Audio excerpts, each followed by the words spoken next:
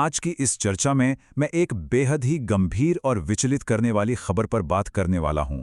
उत्तर प्रदेश के लखीमपुर खीरी से एक ऐसी दर्दनाक घटना सामने आई है जिसने हर किसी को झकझोर कर रख दिया है। इंडी टीवी की एक रिपोर्ट के मुताबिक एक बहुत ही मामूली सा पारिवारिक विवाद देखते ही देखते एक खौफनाक त्रासदी में बदल गया। आइए समझते हैं कि असल में वहां क्या हुआ था। शुरुआत करते हैं सीधे एक बयान से जो इस पूरी घटना की जड़ तक ले जाता है।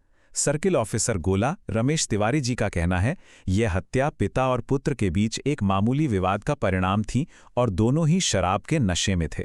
सोचने वाली बात है ना, नशे ने सोचने समझने की ताकत इस कदर खत्म कर दी कि बात सीधे जानलेवा हमले तक पहुंच गई। यही इस पूरी घटना का सबसे दुखद और अहम पहलू है। घटना में शामिल मुख्य लोग। तो आखिर इस दर्दनाक घटना में कौन कौन शामिल था? इस घटना के केंद्र में मुख्य रूप से 3 लोग हैं। पहले हैं पीड़ित मुनीश। इनकी उम्र महज 30 साल थी। और सबसे हैरान करने वाली बात यह है कि आरोपी कोई बाहर का व्यक्ति नहीं, बल्कि मुनीश के अपने पिता दयाराम हैं। एक पिता के हाथों अपने ही जवान बेटे की जान जाना सच में रोंगटे खड़े कर देने वाला सच है। इस पूरी घटना की सूचना पुलिस को जिसने दी वो दयाराम की बहन है, जो रिश्ते में मुनीश की बुआ लगती हैं। यही वो परिवार है जो उस मनहूस दिन पूरी तरह बिखर गया। एक मामूली विवाद का खौफनाक अंत। पुलिस रिपोर्ट के हिसाब से देखें तो हिंसा एकदम से भड़की। दरअसल हुआ कुछ यूं कि शुरुआत में पिता और पुत्र दोनों ही बहुत ज्यादा नशे की हालत में थे। इसी बीच किसी बहुत ही मामूली सी बात को लेकर उनके बीच बहस शुरू हो गई।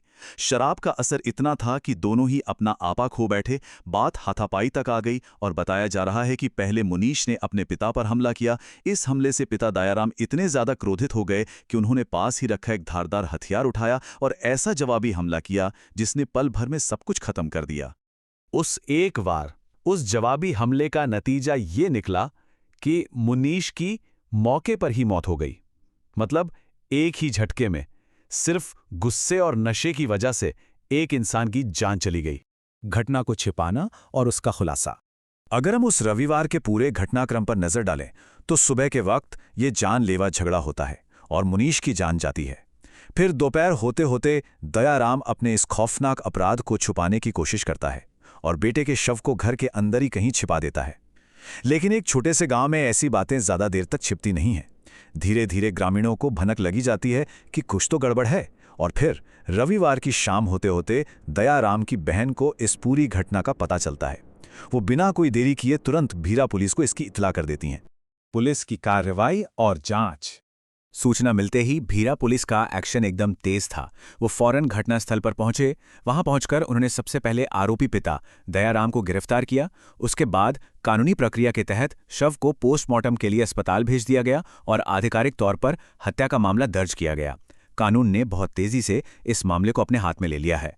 और अब ये पूरी चर्चा एक बहुत ही गहरे और बेचैन करने वाले सवाल पर आकर रुक जाती है। शराब के नशे में एक मामूली सा विवाद कैसे एक ऐसी भयानक पारिवारिक त्रासदी में बदल जाता है जिसे फिर कभी ठीक नहीं किया जा सकता। ये घटना सिर्फ एक खबर नहीं है, बल्कि एक बहुत बड़ी चेतावनी है कि जब नशा और गुस्सा आपस में मिलते हैं तो परिणाम कितने विनाशकारी हो सकते हैं। चंद सेकंड की गलती और एक पूरा परिवार हमेशा के लिए खत्म हो गया।